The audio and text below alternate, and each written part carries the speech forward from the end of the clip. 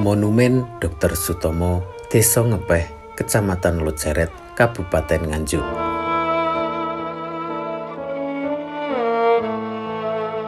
Patung wernane kuning iki ya iku replikane Dr. Sutomo, pahlawan nasional ya sing ngedekne Budi Utomo utawa sing angger tanggal 20 Mei diperingati Dina Kebangkitan Nasional.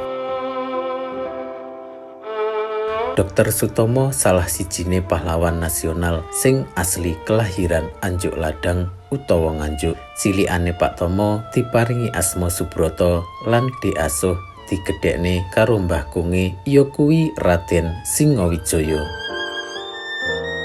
Ning museum kene iki enek pirang-pirang koleksi peninggalane Dr. Sutomo, kayata enek ranjang pasien sing saka wesi lan dibungkus karo gombal sing rupane putih iki. Enek koleksi museum liyane kayata fotone Pak Tomo sing karo garwane. Enek dom suntik, alat-alat medis, pirang-pirang buku sing basane Londo, basane Prancis, ya karo basa-basa liyane barang.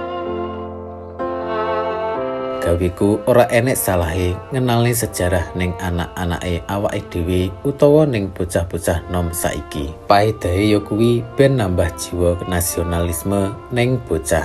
Sakliyane kuwi eneke jiwa nasional iso ndadekne kebanggaan karo kehormatan gawe bangsane awake dhewe ya kuwi bangsa Indonesia.